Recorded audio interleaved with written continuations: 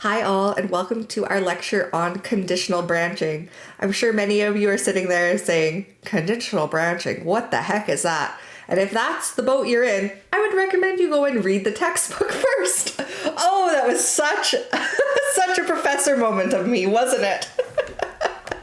But yes, just a reminder that for these more computer sciencey topics, we do have readings that we expect you to do first. You'll read those that will give you a lot of the background information that you'll need in order to do these exercises and understand them, and I'll walk through some of them with you.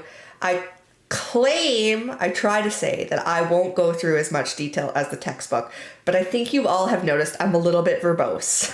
So we'll see. I know I won't get through it all that's in the textbook, but I do have, I would say a curse, a blessing, I don't know how to describe it, of talking a lot about the things that I like, and conditional branching is one of those things.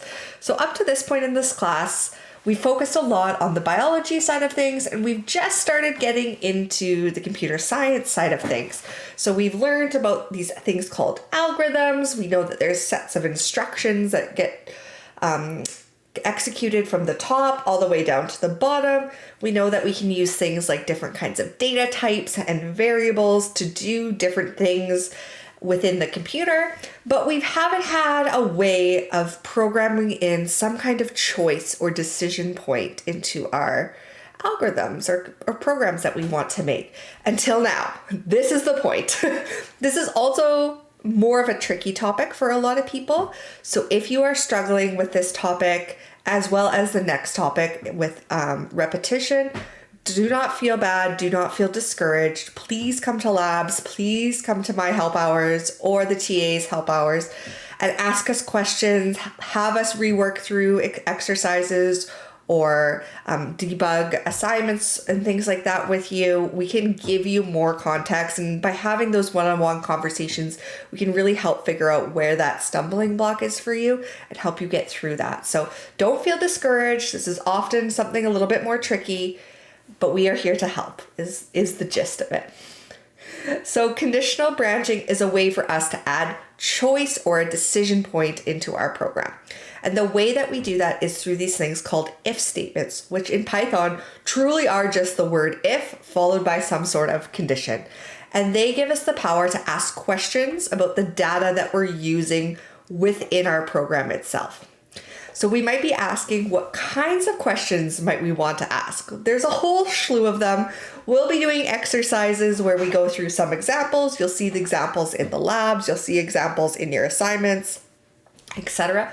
But oftentimes it comes down to these things called relational operators. So relational operators are a way for us to compare data within our program. So we have things like, are two things equal to each other? And of course, we have to use equal equals for that symbol in computer science because we already used just a single equal for variable assignment earlier on. So gotta add some confusion. I have to spell assignment. I should have used the text. We'll just do that. Variable assign is the equal. So we have to add a little bit of extra confusion. You can blame us. You can curse us every single time that you do this. All the computer scientists that came before you that are forcing you to type a double equals to compare if something is actually equivalent value to another value. But that would be for equals. We can compare if it's not equal with this exclamation point equal.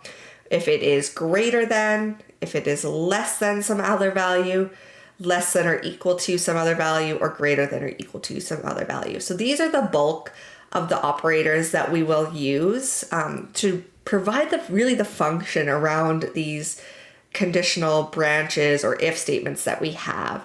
So remember, operators very similar to what you might be familiar with from math in terms of like a plus or a minus, add, addition or subtraction.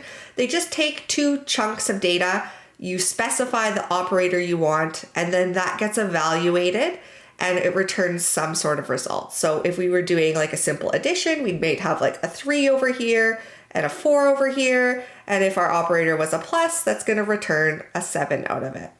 Now instead, if our operator was an equals equals, this would say, is 3 equal to 4? No, it isn't. So that's going to return a value of false for us. just this beautiful, wow, beautiful drawing on my screen here. I apologize. But those are the bulk of what we're going to use to add this functionality. Now, of course, it's not just that simple. Why would it be? They also have order of operations associated with them. So we can be mixing our arithmetic operators with our relational operators, as well as our logical operators, which we'll get onto in a few slides, but you should be familiar with them if you've read the textbook.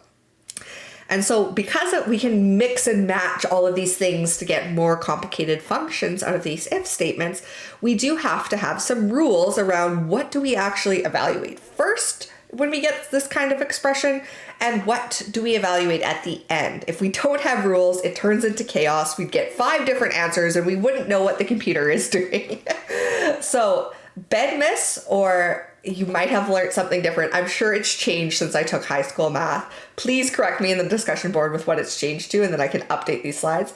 But remember, that stands for brackets, exponents, division and multiplication, whichever one comes first when reading from left to right, followed by addition, subtraction, whichever one comes first when reading from left to right. After those, the next highest precedent is our relational operator. So that's all the operators that you would see on this screen. And they just get evaluated with whatever you see first when reading from left to right, the expression.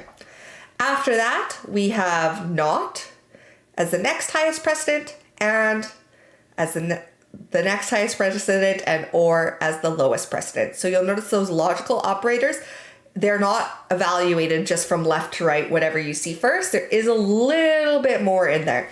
So this is something that's actually really important to know. Oftentimes, once we get into actually writing some of this code for assignments, if your program isn't behaving how you would expect it to, it's usually because we are misremembering how a computer actually does this order of operations, and we are thinking something should come out to say a true value when it actually does not.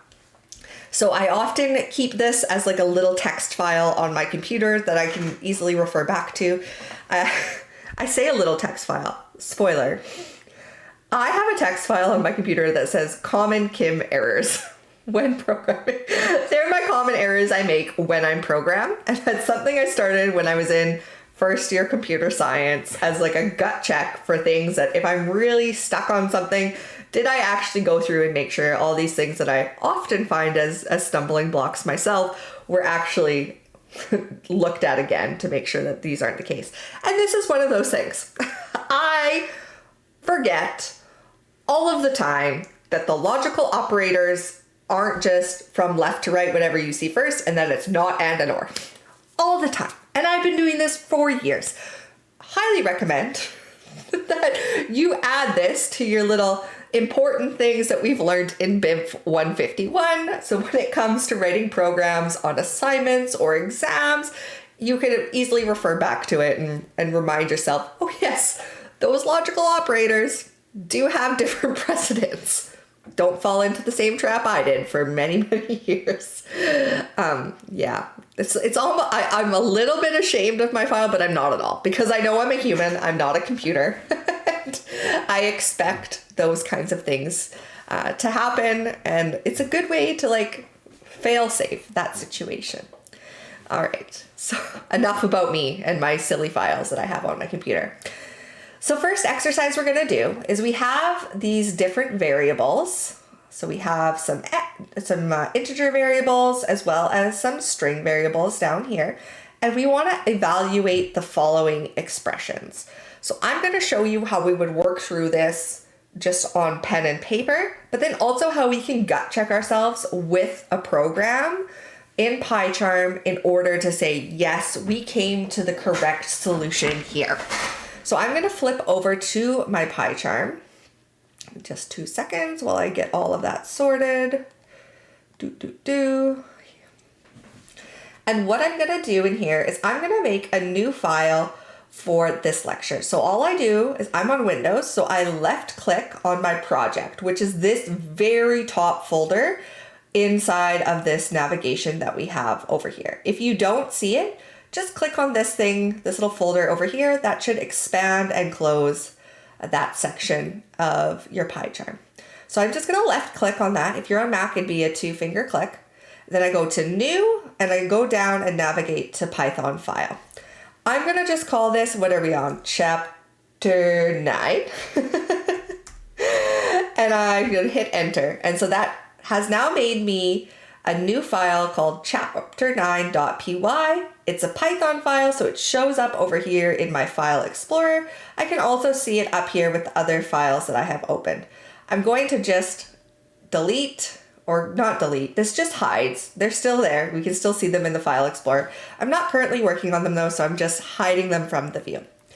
All right, so let me first start off. I'm just gonna retype some of the things that are on the slide. Highly recommend you do this as well to start building up a little bit of muscle memory for programming. As I mentioned, the content that we go through for programming in this course is the content, or at least a chunk of the content, that we would go through over the whole entire semester in CMPT 140. So the students in CMPT 140 get a lot more practice with that muscle memory. So I would highly recommend that any opportunity we can get in BINF 151, we try to practice our muscle memory when it comes to programming. So I'm first going to just list out those variables that it gave us on the slide. So we had x equals 10, y equals 2, z equals 5. And this part that I'm doing right now, where I'm going to just first walk through the different expressions, show you how you would get there by hand, you wouldn't need to do in PyCharm. The reason I am trying to get y'all a little more familiar with it, a little more comfortable with it, and then also want to show you how we can gut check.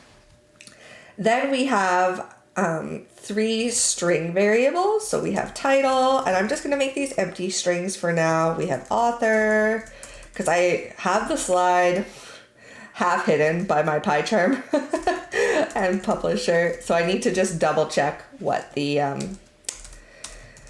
contents for those strings were. So how to fly is the title. Author is, of course, penguin. Ooh. And I think I've mentioned this before. My other Kim error that should be in a file all of its own on my computer is I suck at spelling. So you will see more and more of that as we do more live coding exercises together. And the publisher is I like to publish. Wow. And there's a typo. There's another one. All good. All right. And then what I'm going to do here is I'm just going to add some comments. So remember, comments are just whatever comes after that hashtag symbol, which you get by pressing Shift 3 on your keyboard. And it is just human readable content. So it's ignored by the computer. Whenever the computer comes across a line that starts with that hashtag symbol, it just ignores everything else that comes after it and moves on to the next line. So what I'm going to do here is I'm just going to add the different expressions that we need to evaluate. So we had y times z equal x for A. For B, we had, not B, B as in Bob. We had x greater than len author, and I will explain what that means. C is title less than author, and D is author greater than publisher. So these exercises are going to show us not only how to use these kinds of relational operators with integer values or number values, but also how they work with string values. So starting off on the very first one here, if I was given this and I didn't have a computer in front of me with Python installed on it, and I was looking at this and I wanted to see how this would actually be evaluated, the very first thing I would personally do is sub in the actual values of the variables into that expression. So in this case, y is equal to 2, z is equal to 5, and we do equals to x, which is 10. Now that we have that, we need to figure out what happens first. Is this multiplication happening first, Or is this equals equals, or checking to see if the two values are equals happening first? And if we remember back to that large rant I just went on about precedence and order of operations, you might remember that arithmetic operators happen first, followed by those relational operators. So this 2 times 5 would happen first. So oops, on a new line here, 2 times 5 is equal to 10. And then we're going to be checking, is 10 equal to 10? And if I'm looking at that as a human, I know that is true. So that is what we should expect from that line. If we wanted to confirm that, what we could do is wrap that expression inside of a print statement. So we can say print, which is just going to display something to our console. And then we just type in exactly the expression as it appears on the slide. So y times z equal x. And so what the computer will do is it's going to say, do I have a value inside of my y variable? Yes, I do. Let me put it in there. Do I have a value inside my z variable? Yes, I do. Let me put it in there. Do I have a value inside of my x variable? Yes, I do. Let me put it into this expression. And then it's going to go through those exact same steps that we went through here to evaluate, is this actually true or false? Now, if I just go up to the top right-hand corner here, you see I can say run the current file. If I hit run, I'll get my console popping up at the bottom, and we can see that the computer returned a result of true, which is exactly what we would expect. Now for B, we have something that we might not have seen before. So just like how we used print up here to print the value of an expression, print is a function within Python that we're able to leverage. Len is another function within Python that we're able to leverage within our own programs. What len does is it returns the length of things like strings. So it's going to tell us how many letters or how many characters are inside of that string. It's also a function we can use when we get later on in the course, when we start talking about things like lists. It would return the length of that list, but we'll get to that when we get to that. So what this is going to do is it's going to first, again, like we saw before, we need the value of x. The value of x is 10. And then we have len of author, and author is this string called penguin, or this literal penguin. So if we actually wanted to know what the value of that was, now if we do this on the computer does it for us, so we wouldn't actually have to count all of these things. But we would say it has 1, 2, 3, 4, 5, 6, 7 different characters. So this would be 10 is greater than 7.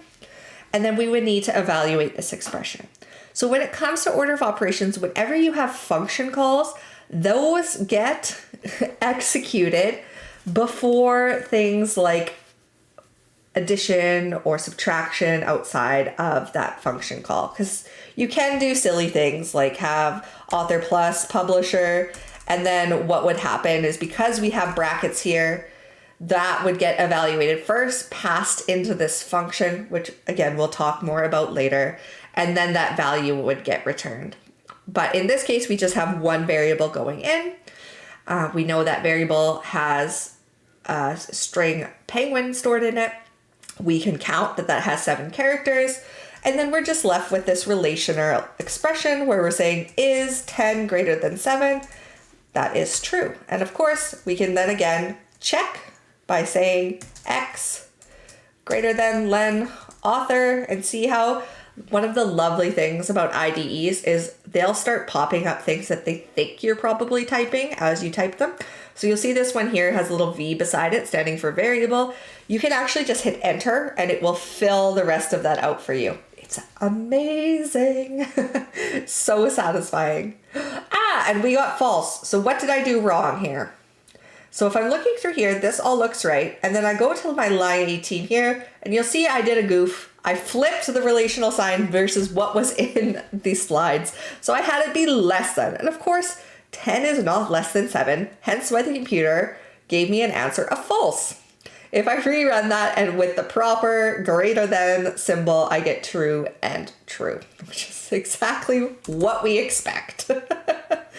Now, one other tip I can give you when you're working in an IDE is if you have this block of code here, if you go right to beside where the line number is over on the left-hand side of like the file editor, you'll see there's a little drop down arrow. If you do that, it will actually get rid of like that chunk of code, collapse it down. It doesn't get rid of it, I guess it hides it. I gotta stop being so dramatic in my explanations.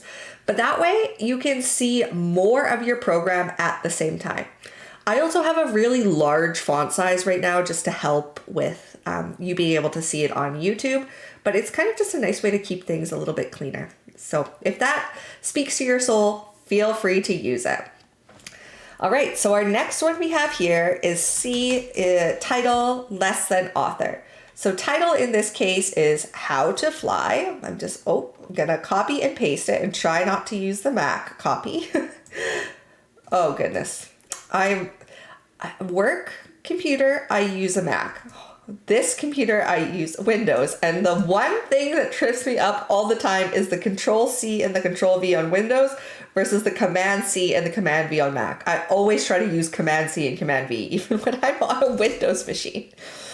So in this case, we have our title, which is How to Fly.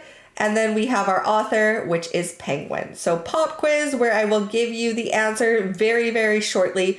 When we have a string and we're doing things like less than or greater than, what is it actually doing? What is it comparing? Is it calling and saying, hey, is the number of characters different? Is it doing something else? Give me my Jeopardy music for like 5 seconds while you all yell it at your computer screen and make everybody around you very confused.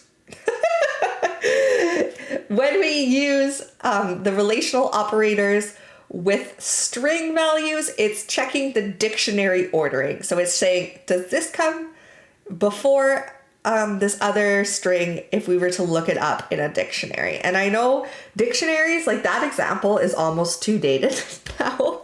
I remember when I was in grade school, we had to buy dictionaries to take to our class, and we'd like have lessons about how to look up words.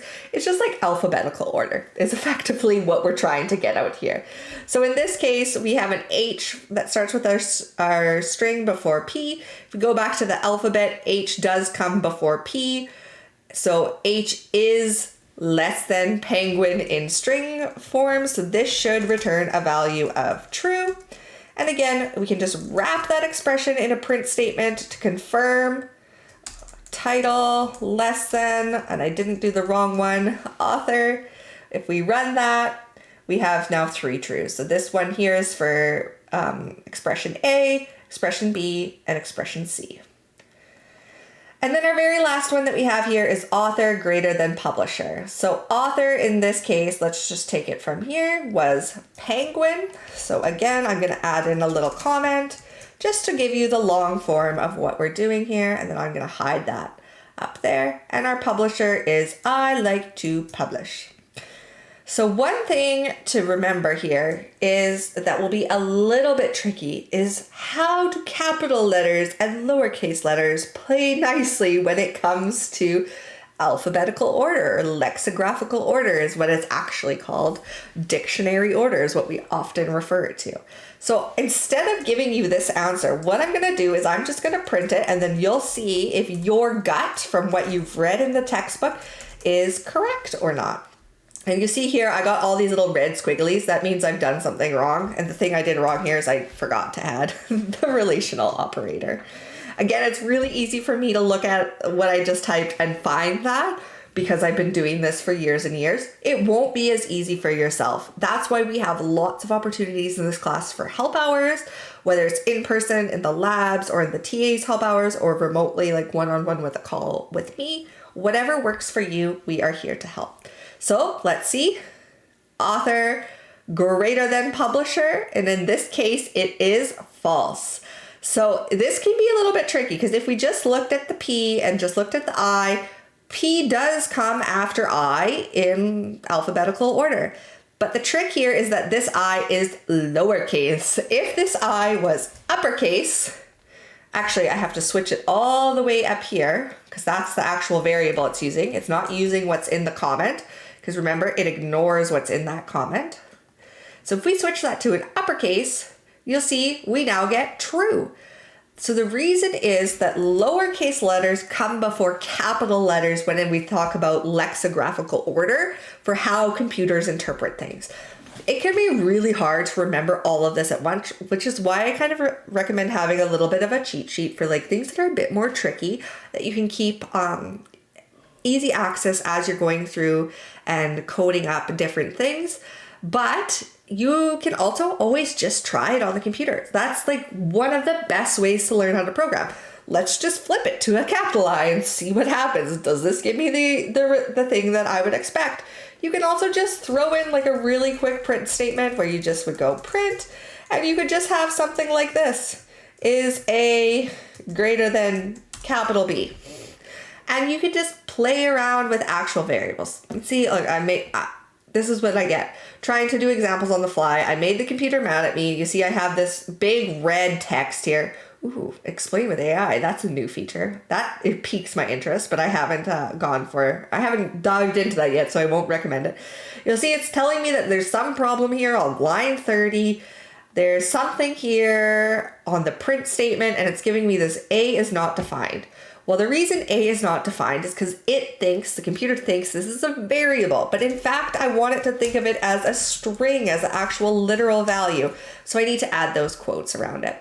When I do that, then I get the answer that I'm looking for there. So highly recommend just to try things out as you're coding, see what you can kind of get. If you're thinking, oh, I don't know what's happening between this and this, make a little test, do a little coding experiment. See what you can see through that, or come and chat with us. I don't get many people in my help hours, and I'm always very keen to help out. So if you want some help, just let me know. All right, so for exercise 2 here, we have some predefined variables. We have one variable called fish A, one variable called fish B, and one variable called max name length. This is very similar to the kinds of questions you'll get in CodeLab, where it's like, we've made some variables. You don't get to know what's actually stored inside of them, but I want you to write some expressions for us. It does this all the time. So this kind of question, you'll get lots and lots of practice with. Fish A is just a string that represents the fish's name. Same with fish B. And then max name length is just an integer, which gives the maximum length for the names. So to go through this, here I'm just going to do this on Adobe instead of flipping back and wasting time in PyCharm. For A here, if we want to know if fish A and fish B have the same values, let me make this bigger. Whoa, I want this moved over. There we go. All we need to do is write an expression with some relational operators that check to see if two things are equal. Hint, hint, it's probably our equals. So in this case, we just say fish A equal fish B. Now remember, we can't do this. If we did this, the computer wouldn't yell at us unless we had this in an if statement condition. It would just assign the value that's inside of fish B to fish A. So they would point to the same things, because remember, that's our variable assignment operator. We have to use that equals in order to tell the computer, compare these values and tell us if they're the same. You're welcome. I say it like I made this rule about equals. I did not. I found it very silly when I was learning. Now I take full responsibility for it for some reason. Our next one here is we want to check to see if fish A occurs after fish B in lexicographical ordering. So if it occurs after, we'll use the greater than symbol. So the greater than symbol with strings is checking to see if something's after in terms of that dictionary, alphabetical, lexicographical ordering. Pick whatever word you like. So all we type here is fish A greater than fish B. This next one here, we're checking to see whether the length of fish B exceeds max name length. So there's a lot of different ways you can do this. And with all of these that are like, check to see if it's one or the other, you can flip the order of the variables. You just have to flip the sign in between. So just because I'm giving one answer here doesn't mean it's the only correct answer. It's just a correct answer.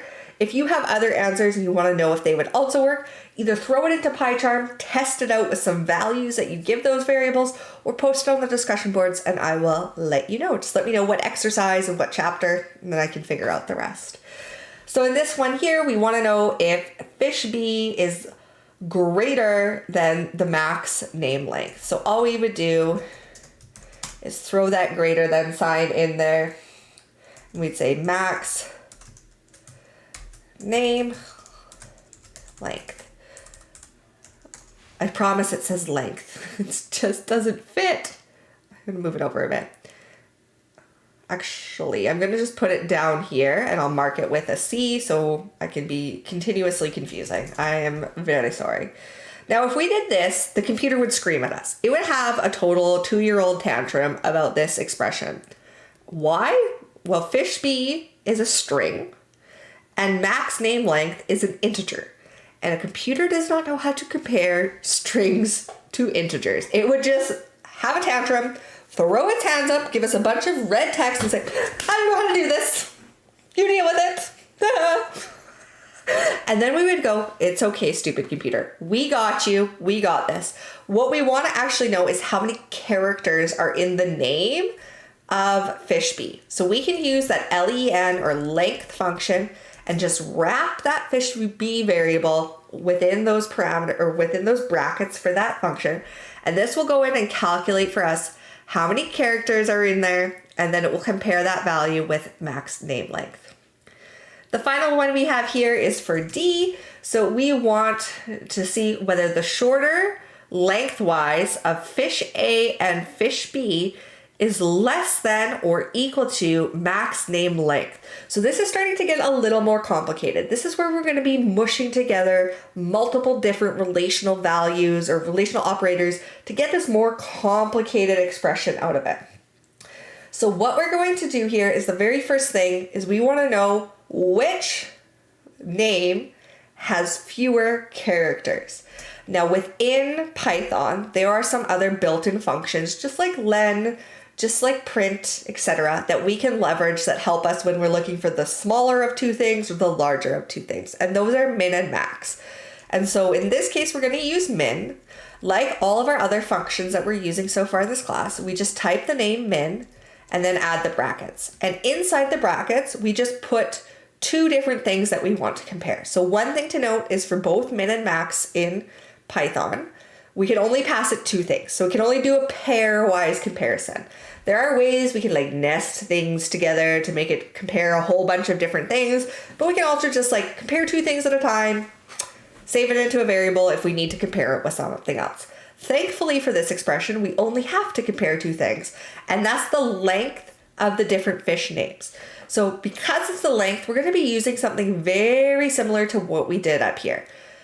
One of the tricks with programming that can get a little bit confusing is that we can nest function calls within function calls within function calls. I find it easiest to think about this in terms of, okay, I'm looking for the minimum of two things. What are those two things? So they could be anything. And I'm just going to put these little square brackets in there to represent placeholders.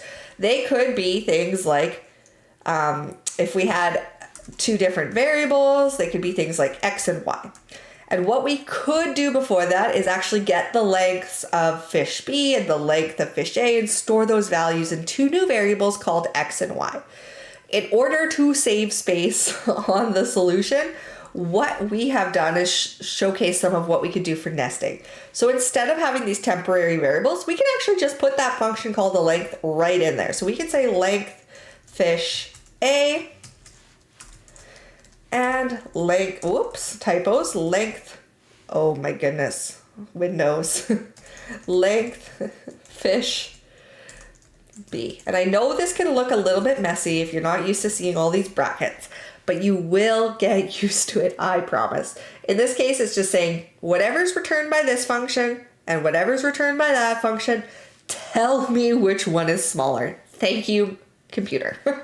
And the computer can deal with this really, really easily. So it might look confusing and it might look kind of messy to us, but the computer is like, I got this, don't you worry. And then what we're comparing that to is if it's less than or equal to the max name length. So unlike the other ones where we were just using the greater than or the less than, we want one of those that's both together. So the less than or equal to, and in this case, max name length. And if you do not believe me that this works, fair enough, it's good to be skeptical. Plop it into Python, into PyCharm, with some example values for the names and the max length. See if it yells at you with errors. If it does, post about it in the discussion board. I'd be happy to help. If it doesn't, I told you. I do promise this works. There are other ways to go about this. If you have a different way, again, happy to kind of gut check that for you, let you know if that's a reasonable solution or not. So as I mentioned before, other than our arithmetic and our relational operators, we also have our Boolean or our logical operators, which are not and or. And I don't know how many times I will say this, probably a lot, but the most important thing to remember with these, at least in my brain, because 15, 20 years later, I still make this mistake. The order of precedence for these is not. So let me just write highest, then and, followed by or, which is the lowest out of every single possible thing we could use in an expression in computer science. So these come after our relational operators, but they do get executed first with the not, then the and, followed by the or. So here we have a whole bunch of examples where we're going through what would be the values of these. So I'm not going to type them all through in PyCharm. I would highly recommend that you do, though, to start building up some of that muscle memory. So type in these values that we have up here, and then we can go through and do all of these different expressions that we have down here. You can print them out to make sure that I am saying the correct thing. Always good to be skeptical of your professor. So the very first one we have here is not A. So what the computer would do is it's going to sub in the value of A, which is true, and then this would get actually evaluated to false. So remember what not does is it flips the value from either true or false to the opposite one. This one that we have down here is A and B. So in this case, we have true and B is false. With and, let me also write this up here somewhere. So and both need to be true for it to evaluate to true. Let me move that over. With or, only one needs to be true for it to evaluate to true. I can do this ridiculously quickly in my brain because I have been doing this for way too many years. I do not expect this to be that quick for all of you. And I don't want you to feel discouraged because I can just quickly do these things in my brain. The reason I can is because I did a bunch of practice with this when I was in your shoes as an undergraduate. And I got really comfortable with understanding that if we have an and value, unless both of them are true, it's going to evaluate to false, which it will in this case here. For C, we have B or A. So B is a value of false, or A is a value of true. And if we remember what I just said, for or, as long as one of them is true, the expression will evaluate to true. For D here, we have B is false, and C is true, or A is true. And so what we need to think about here is that order of operations in which this happens. So remember, not and or. So I'm going to just add some brackets into what gets evaluated first here, which is that and. And since we have a false and true, not both of them are true, that's going to end up being a false. So we'd have false or true. Since we have an or and one of the sides of that expression is true, this will end up evaluating to true. Down here we have not C, which is true, or B, which is false. And again, we need to think about what order is this going to happen in? And we have a not here. Our not is our highest precedence. So that's going to happen first. So we have not true or false, which would end up getting simplified down to, whoops, pressing buttons on Windows machines and random screens just always pop up. So not true is a false, because remember, it just flips that Boolean variable to the opposite side. False or false, neither of those is true, so this ends up being false. Down here we have not B, which is false, and C, which is true. Again, we have a not in there, so that is going to get evaluated first. Not false. Remember, we flip it, so that's going to be true and true, true and true. They're both true. So in this case, the final answer here would be true. And now we have this really long one down here. So we have B, which is false, or A, which is true, and not B, which is false, and C, which is true. So we need to go here. First thing I see here is a not, so let's evaluate that one first. And we're gonna have a whole bunch. I'm gonna actually just put this up here, and then I might need to do like an enter. So we have false or true, and remember, not just flips it, so we have true and true.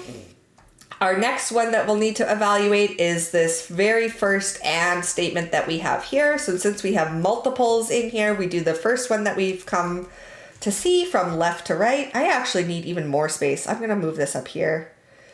We'll see how much I get before I start running into some of these other answers. So in this case here, our true and true will end up evaluating to true. So we'll have false or true and true. Then again, we have another and, so we'll do that next as we simplify down. Remember, these are the steps the computer would be taking if we just put this inside of like a print statement or an if condition, etc., etc. So we have false or true and true. Both are true. So this would be true. False or true. Only one needs to be true with an or statement in order for the whole expression to evaluate to true. So our final answer for G would be true.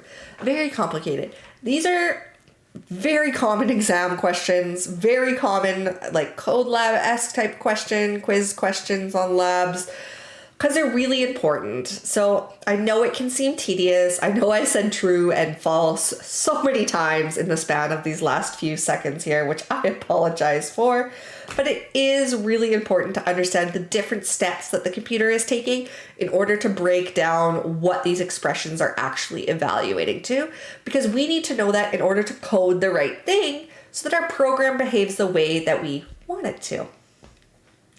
So we have a whole bunch of more variables here, and now in this case, we have both our logical and our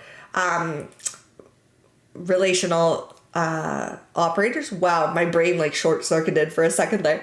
We have both of those combined in the same expressions. So in this case here, we have not x and y, so not x in this case is 10. Oh, sorry, not x less than y is 2. Remember back to our slide where I talked about the order of operations or the precedent. Our relational operators get executed first. So in this case, this would simplify down to not is 10 less than 2. No, it's not, so it would be false. And then not false, remember that's just gonna flip it to true. I feel like, oh gosh, and I said, that's gonna flip it to true, and then I typed false. See, my brain's fried. I suspect that yours might be as well. We'll get through these last few examples here. So now we have x greater than y, x is 10, greater than y is 2, and y, which is 2, greater than z, which is 5.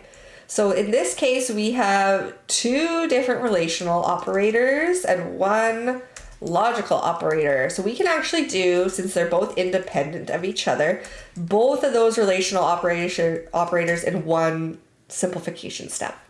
So is 10 greater than 2? Yes, so that would be true. And is 2 greater than 5? No, so that would be false. This leaves us with true and false. So remember back when we have and, both have to be true on either side of that and in order for it to evaluate to true. So this would evaluate to false. Here we have x, which is 10, equal z, which is 5. Or x, which is 10 greater than z, which is 5. Again, we have some different relational operators on either side of that logical operator, so we can do both of those simplifications in one step. It would also be completely valid to do them in 2 separate steps, if that makes more sense to your brain. So 10 equal 5. 10 is not 5, so that would be a false. Or 10 greater than 5, yes, so that would be a true. False or true, since we have true on one of the sides of that or, that will end up evaluating to true. Now we have not, and then we have brackets where we have z, which is equal to 5, less than x, which is equal to 10, and y, which is equal to 2, less than x, which is equal to 10. So in all of our previous examples where we've seen a not, we've done that first. But you'll also notice that we have brackets here, and brackets come back to our arithmetic expressions. We need to simplify everything down in those brackets before we apply that not to it. So because it's within a bracket, it has to get done first. So the very first things we're going to do again are these relational operators on either side of the and. And yes, again, you could put them into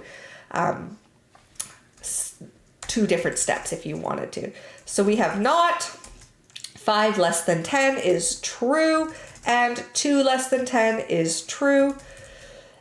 This would go to not true and true, which is true, and then not true, which is false. And look at this, I'm already running out of space. Running out of so much space. Since I am starting to run out of space, I'll skip E. You can do that on your own, and then you can check either of the solutions we already have posted. It's a bit of a more complicated one, so it will be a really good kind of gut check as to whether or not you're grasping this information. If you have any problems, post in the discussion board. And I'll also leave this very last one, G, for you to do on your own as a gut check as well. But we'll do this one with all these exponents and things like that in here.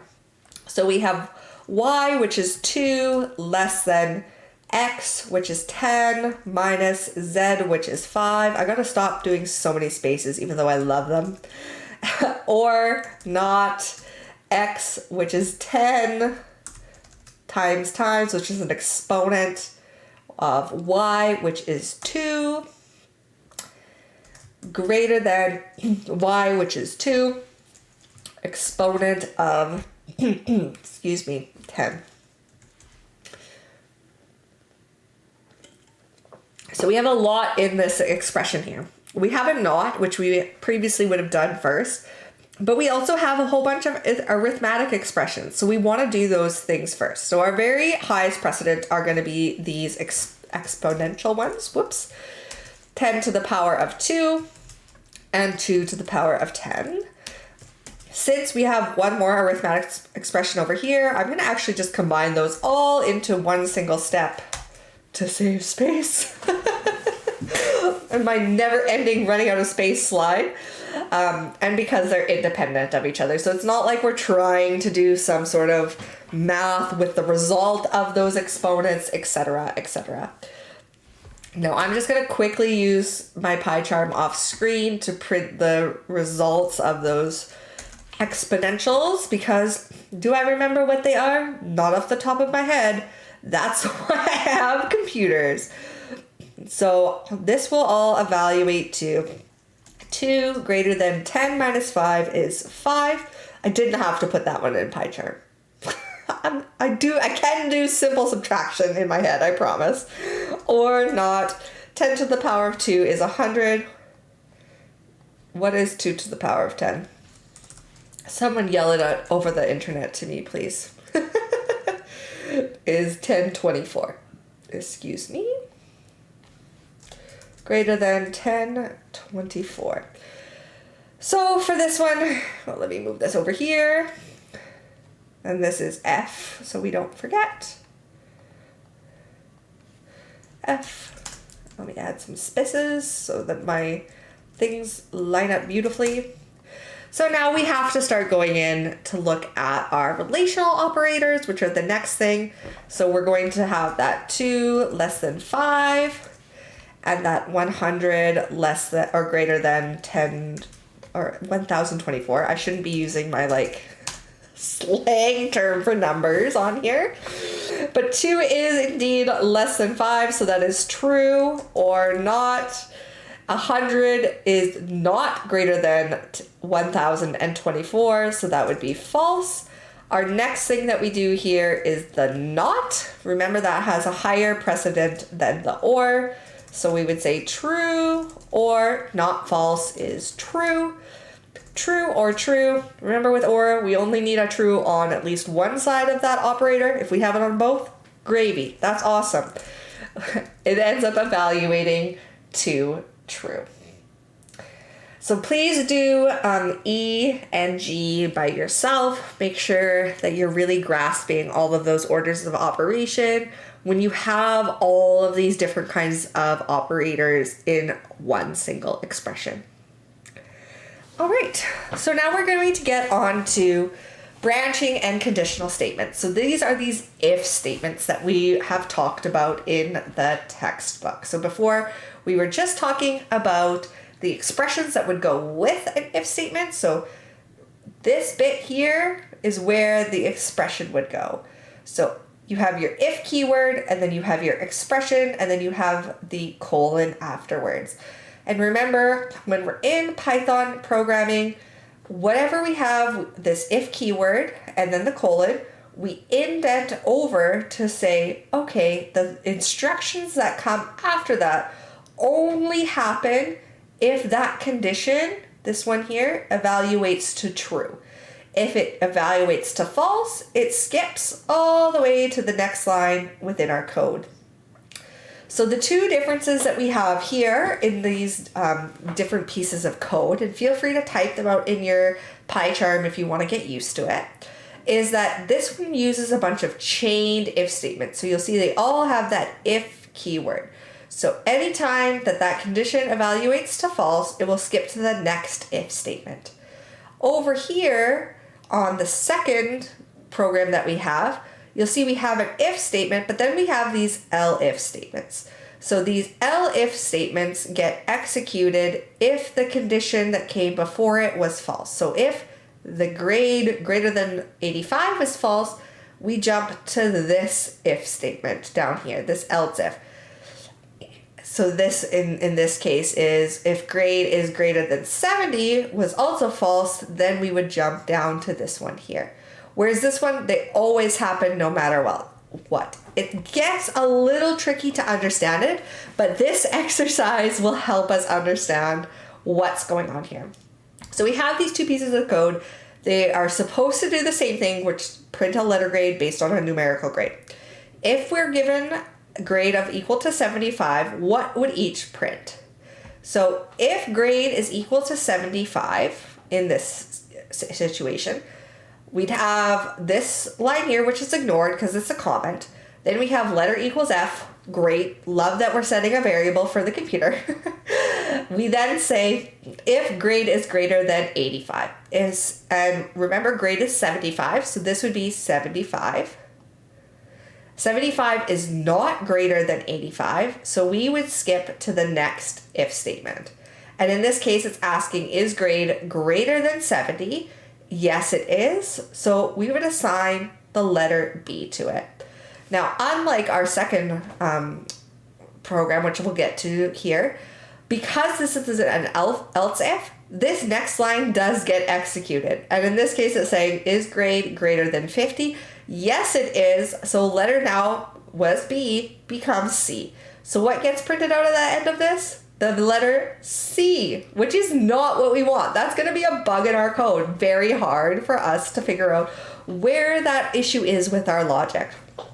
Now, instead, if we use those if-else statements that we talked about in the textbook, again, we have the first line here. Computer ignores it because it's a comment. Then we have a variable assignment where it starts off with F. Great, love that for us. We then check to see if grade, which remember is 75, is greater than 85. It's not, so we skipped this else clause. Now, an else clause can just be an else if it's something that we want to do whenever that condition doesn't evaluate to true. But if we want it to be another decision point, like we do in this case, we add another if statement. And so in this case, we say else if grade is greater than 70. In this case, remember it's 75, so it is. Then our letter is equal to B.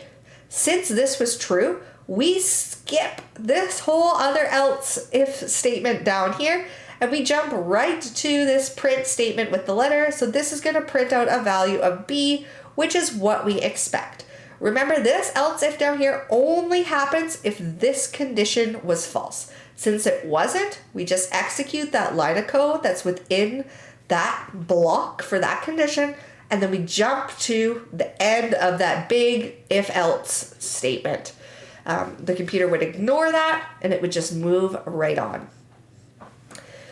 So in this case here, we have a very similar kind of program. It's taking a letter grade and giving some commentary about that letter grade. So our grade that will be given at the beginning of the code is B. And again, we have these different if statements versus an if-else block. So if we're starting off with grade is equal to B, we ignore this line because it's a comment. Again, we're doing a variable assignment. This is just an empty string, so it kind of allows us to tell the computer, hey, we're going to store a string in this variable. Then we have our if statement. If grade is equal to A, in this case it isn't, so we skip to this one here. If grade is equal to B, it is, so we assign S a value of pretty good. If grade is equal to C, it isn't, so we go down to this else statement. And remember, I said when we have these else statements, if they don't have an if statement after them, they just get executed whenever the condition before them, which would be this if statement here, is false. So in this case, S would then become fail by, and that's actually what would get printed by the computer at the end. So we were doing pretty good by saying, okay, we're only going to do this if we're going to set it to be exactly equal, but because we have that else statement at the end and the grade that we were passing in wasn't a C, no matter what other letter we would get, we'd always get this fail by at the end, which is probably not what we want. So can we improve this? Could we use some like chained else if type statements to fix this? Spoiler, yes we could. So again, on this program over here, the very first line, ignored because it's a comment. Then we have our variable that we're setting to an empty string. And then we check, is grade equal to A? No, it's not. So we're going to skip to this else statement. Is grade equal to B? Yes, it is. So we will assign S this pretty good value. Since we did that, we then skip all the way down to print S. We don't do this at last else statement because when you have all these chained else-ifs, that only gets executed if one of the upper conditions didn't actually evaluate to true. So it would have to go through all of those different options before it would get there. But as soon as it hits one that's true, then it just skips to printing out the results. And so in this case, we actually do get what we are looking for here. We get a pretty good string printed out to console. All right, so now we're going to switch over to PyCharm and we're going to write up some programs ourselves. So the very first program that we're going to write is we're going to read in a DNA sequence to get the length of it. If the sequence is longer than 100 bases, we'll print long sequence to the screen. Otherwise, we're going to print short sequence. And so we haven't gone over, I don't think in the textbook, how to read in things from a user. So I will go over that with you in PyCharm. So let's flip over there. Oh, that's not the right one. PyCharm. There we go. So again, what I'm going to do here is I'm going to make a new Python file. So I'm just going to right click on my workspace, which is that folder right at the top of the file explorer, new Python file, and I'm going to call this chapter 9 exercise 7, and then just hit enter. And so that gives me a blank file to start with. So the very first thing we're going to want to do is we're going to want to read something in from the user. Now, just like how we've used that print command before, or you can call them commands, you can call them functions, it's kind of the same thing, and the length function, there's also a function we can use to get user input. So I'm going to show you an example of this. So I'm going to make a variable called example. I'm going to set it to be equal to some kind of user input. And the very special keyword we use to get user input is actually input. And you'll see that PyCharm here is kind of telling us what is expected of that function. So it's called input, and it has some sort of prompt inside that we pass into it. The prompt is just a string where it tells the user what it's actually expecting as input. So we could put something like, what is your name? If we then hit run, which again is in the top right corner there, that green play button, you'll see down on the console, we get this, what is your name? And you'll also see that this is still executing since we have the option to stop it over in the top left of the console there. So it's waiting and waiting and waiting for input. I can type in my input within the console. It's going to show up in green. And as soon as I hit enter, then that's the end of the program. So I could also just prove to you that that actually gets saved into example by just printing out example. I hit run again. What is your name? Let me put one of my dog names instead, just to show that it can be whatever you want it to be. And we can run this multiple times. It's going to save that value all sorts of different times. One thing I want to call out here is if I actually print what type that value is that got read in, it's going to tell us what that computer is actually storing. So in this case, it's storing a string. So type is just another function or command that we can use to figure out what kind of data is stored inside of a variable. So whenever we use that input command, we're always getting a string back as the value or the data type that we're storing within that variable.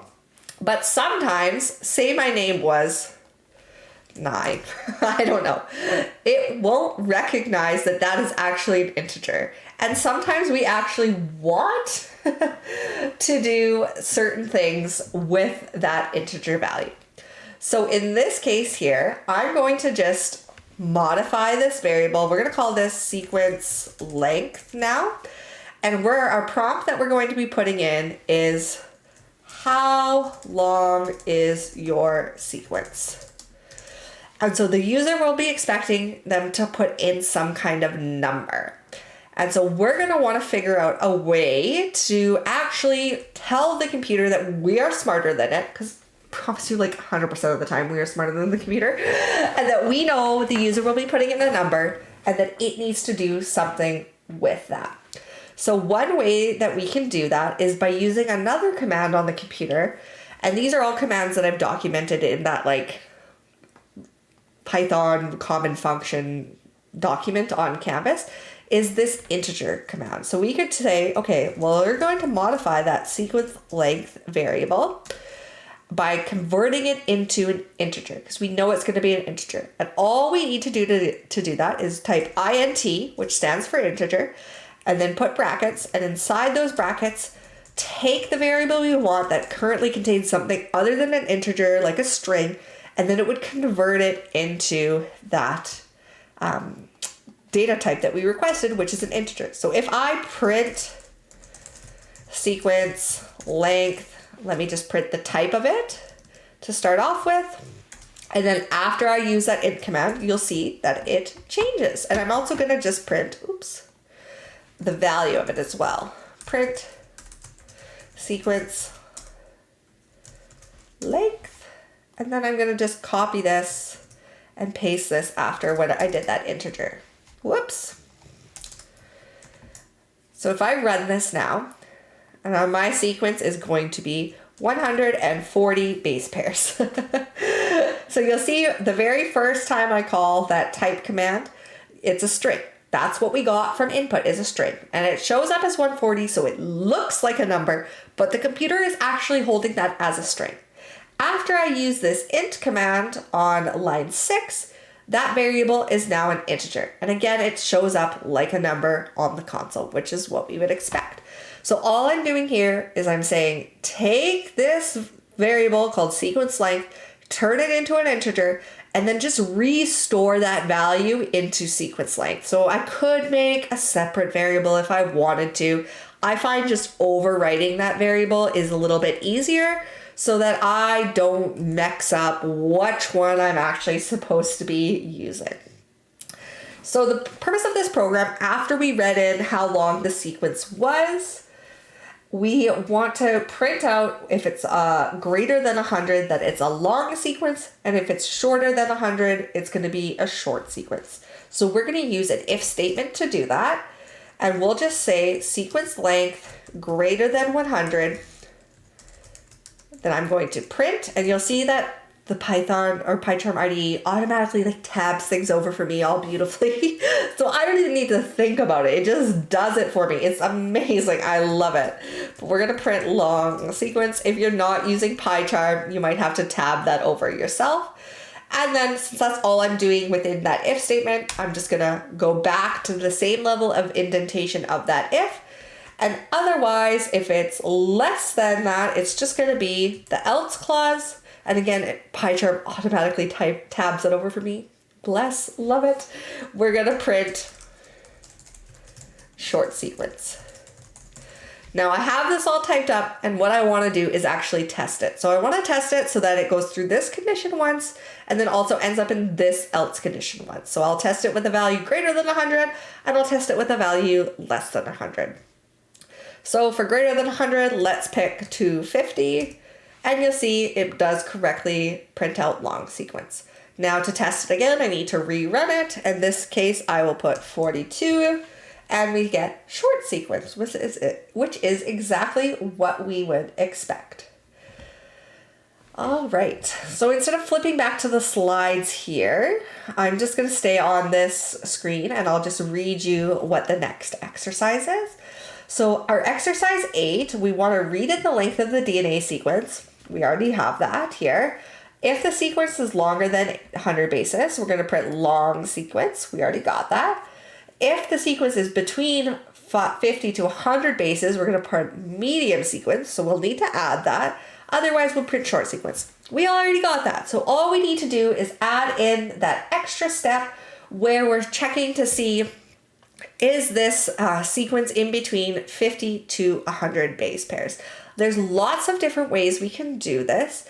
All of them should be a different elif down after that first if statement that we have here. And then we just need to build out that condition for a medium sequence. What I like to do, and this is the longer way, the more verbose way of doing it. There's a shorter way of doing it in the solutions if you would like that. But I know the bounds that I want for that condition. I like to put them both in. So we know that if it's between 50 and 100 sequences, or 100 base pairs, that's when we're going to put medium sequence to the console. So I'm going to do my sequence length if it is greater than 50, and then I'm going to add another condition in there. So I'm going to add the upper bounds in there as well. We can't just do like we would do in math where you would have like 50 less than sequence length greater than or less than 100. That doesn't work for a computer. It doesn't know how to do all of that. So we have to break it up into two different sections, and then we just combine those two sections with an and. So if it's greater than 50 and sequence length, so we have to do that variable again, is less than or equal to 100, then we're going to print medium sequence. All right, and so now I've got this like squiggly line under here. It's telling me that I could be less verbose in my example, because we have that first condition up here of 100. This should still work though. And what we'll do is we'll test it. We'll test it by putting in a value in between 50 and 100. So how long is our sequence? If we still put in 250, we should still get long sequence, which we do. If I rerun that and I put something less than 50 again, like 42, we still get short sequence like we would expect. And if we put something in between 50 and 100, like 75, we now get medium sequence, which is exactly what we wanted. So that is working just as expected. For our very last exercise that we're going to be doing, we're going to take it away from biology for a second, and we're going to write a program that's going to ask for a color to be typed in. We'll read in that word and then print out boom if the words yellow or green are entered. You diffuse the bomb if the word blue is entered, and that's not a wire if any other word was entered. So again, I'm just going to make a new Python file here. I'm going to call this chapter 9 exercise. What is this? What exercise is this? 9. Hit enter. I get a nice blank slate here. We're very first step, and I'm going to just add these in as comments because this is often what I would do if I was a student or when I'm at work and I'm building up a new program. So I add in comments that kind of tell me the different kinds of steps that I need to take. So the first thing we're going to do is read in a color, and then we're going to say if the color is, well, let's keep this more general.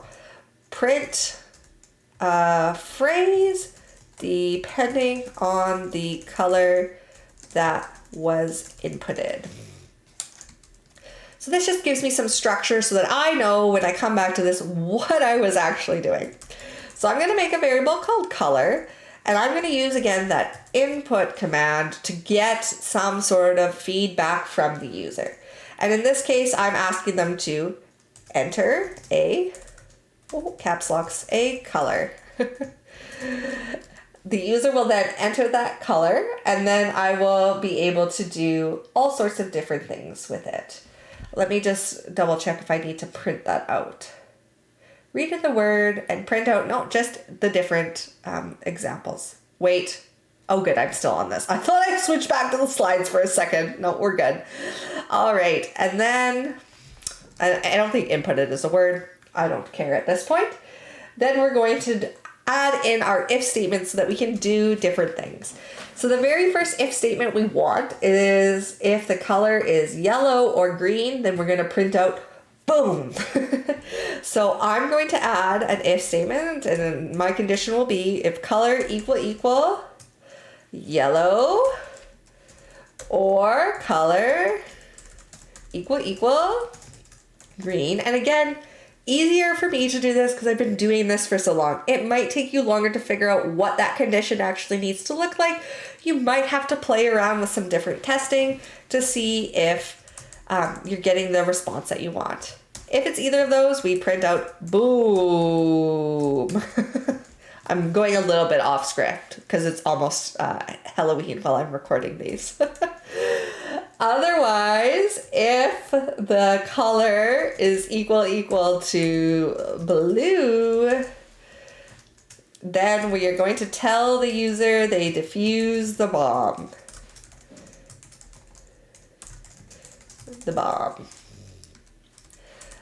Otherwise, no matter what else they enter, could be cat, could be dog, we are just going to tell them that is not a wire. And so this is so easy for me to do in PyCharm because, again, it was automatically indenting things over for me for what needed to be lined up with those different if statements. And then we can actually run this now and test it. So if I put in here violet, it tells me it's not a wire. If I put in green, boom. And if I put in blue, I defuse the bomb. The other one I'll check is yellow. Again, boom. And one thing I will call out is if we do green with a capital G, it's going to tell us it's not a wire because the computer is stupid. It does not automatically change the case of things when it's doing those different conditions and things like that. So if we're reading in strings from users, we're building out all these if statements, etc., and yours isn't working and you're just like, I don't know what's going on here, check if it's the caps. And also just reach out, because we are here to help you find those things. It'll be easier for us to find ourselves often than for you. Typically that's how it is. Even for us, out in like the real world, we have other people review our code, try to find errors for us, because it's easier for someone else who wasn't so involved in the building of it to figure out where those flaws are. So try that out. Good luck with the lab and the assignment. Please reach out if you need any help with it. We are here to help. I cannot stress that enough. We do not want you struggling with these more complex topics alone. And other than that, happy coding.